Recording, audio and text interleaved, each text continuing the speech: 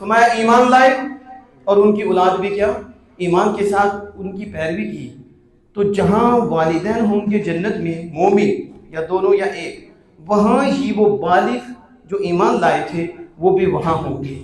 اس کے آگے فرمایا الحقنا بہم ذریتہم، اور ہم ان کی اولاد کو ان کے ساتھ ملائیں گے۔ یہاں آپ ذرا ٹھہریے، حضرت ابن عباس رضی اللہ تعالی عنہما فرماتے ہیں، اور اس کے علاوہ دیگر احادیث مبارکہ اس کے نیچے آپ کو ملیں گی، میں آپ کو خلاصہ دے رہا ہوں۔ وہ کیا ہے؟ یہاں اللہ پاک نے ذریتہم فرمایا ہے، پیچھے ایمان کی قید لگائی، آگے فرمایا ذریتہم، فرمایا ان کی ذریت۔ حضرت عبداللہ بن عباس رضی اللہ عنہ فرماتے ہیں اس ذریت سے مراد عام ہے، چھوٹی ذریت بھی بڑی ذریت بھی، بڑے تو ایمان کی لا کر تابع ہوئے، تو چھوٹے ابھی پیدا ہوا، سانس لی، آواز آئی، فوت ہو گیا، وہ کہاں جائے گا؟ 2 سال کا بچہ وہ کہاں جائے گا؟ مومن کے بچے کی بات کر رہا ہوں، کافر کے بچے کی بات نہیں کر رہا، مومن کے بچے کی بات ہو رہی ہے کہ مومن کا بچہ سانس لیتا ہے، آواز آتی ہے، فوت ہو جاتا ہے، وہ کہاں جائے گا؟ 2 سال 3 سال 5 سال 7 سال، جب تک وہ سمجھ کی عمر کو نہیں آتا اس وقت تک اس کا ایمان ہی معتبر نہیں ہوتا۔ اب وہ کہاں جائے گا؟ اب یہ قرآن پڑھو، احادیث مبارکہ پڑھو، اور جو مومن ہیں وہ خوش ہوں، وہ اپنے مقدر پہ خوش ہوں کہ اللہ عز و جل اپنے محبوب کریم صلی اللہ علیہ وسلم کے صدقے سے ایمان والوں کو کتنی عزت دیتا ہے، ایمان والوں کو کتنا فضل فرماتا ہے۔ میں نے آگے بات کی، ایک بندے نے عمل نہ کیا ہو تو آپ کہو کہ اس نے عمل کیا ہے تو آپ جھوٹے ہیں، عالم نہیں اسے آپ عالم بناؤ، آپ جھوٹے ہیں۔ آپ کسی کو ڈگری ایسے نہیں دے سکتے، ہاں پہلے اس نے وہ کام کیا ہو پھر آپ کہیں گے کہ یہ فلانا ہے، یہ فلانا ہے، لیکن خالق کائنات جل وعلا کو دیکھو، وہ ایمان کی ویلیو کس نے بتاتا ہے، وہ مالک ہے جس کو جو چاہے جو مقام عطا فرما دے، جس کو جو چاہے وہ اس کو عزت عطا فرما دے۔ اب یہ چھوٹا سا بچہ ہے، اس نے عمل کوئی نہیں کیا، تو یہ چھوٹا سا بچہ کہاں جائے گا؟ تو اللہ عز و جل نے قرآن میں بتایا، آمینہ کے نام صلی اللہ علیہ وسلم کی زبان میں بتایا، اگرچہ فوت ہونے والا ابھی ایک لمحہ پانے والا ہے، 2-4 منٹ پانے والا ہے، لیکن یہ کس کی گود میں تھا؟ اس کی ماں مومنہ تھی، اور یہ کس کے پاس تھا؟ اس کا باپ مومن تھا۔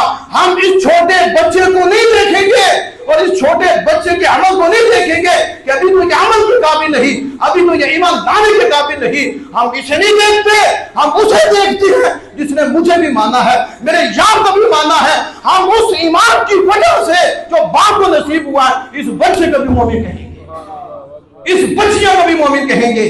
آج آپ ایمان کی ویلیو نہیں جانتے، آج آپ یہ نہیں جانتے کہ اللہ نے اپنے محبوب کے صدقے کتنا کرم فرمایا ہے۔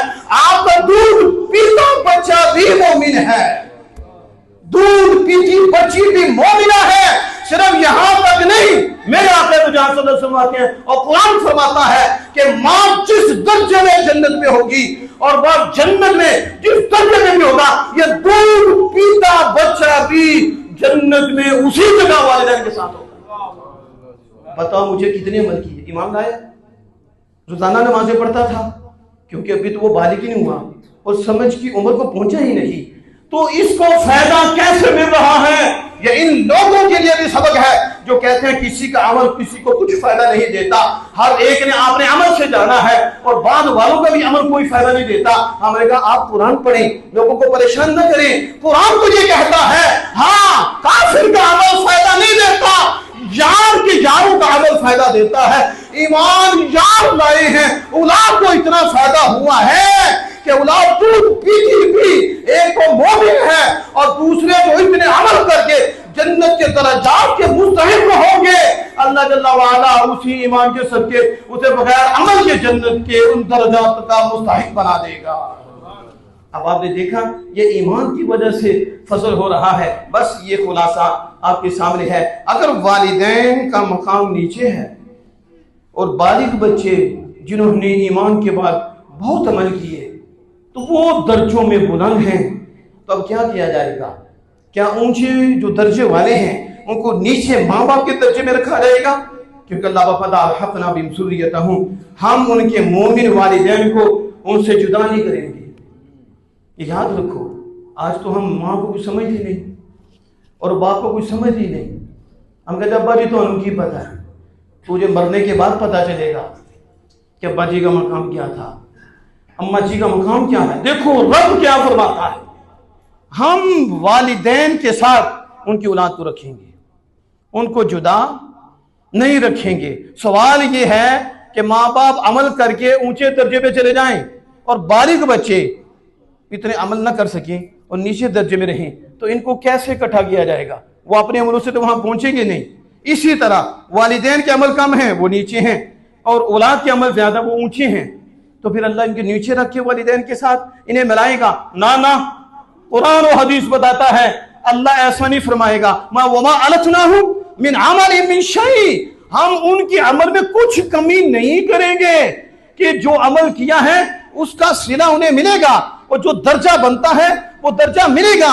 लेकिन अल्लाह के यहां तुम्हारे वालिदैन जो ईमान लाए हैं उनकी इतनी इज्जत है, और वालिदैन के यहां औलाद उनकी आंखों की ठंडक होती है कि अब्बा और अम्मा ये औलाद के बगैर नहीं रहते, ये तड़पती हैं। अल्लाह अज़्ज़ व जल ने ये फैसला फरमा दिया, जब वालिदैन यहां रहकर औलाद के बगैर नहीं रहते, ये मुझे माने और मर जाएं, फिर जब जन्नत में जाएंगे तो फिर वहां भी जब ये औलाद के बगैर रहते नहीं, हम वहां भी इकट्ठे करके उनकी आंखों की ठंडक बनाएंगे। होगा क्या, जो नीचे दर्जे वाले होंगे अल्लाह जल्ल वाला अपने फजल और करम से उनको ऊंचे दर्जे में रखकर औलाद के साथ इकट्ठा कर देगा।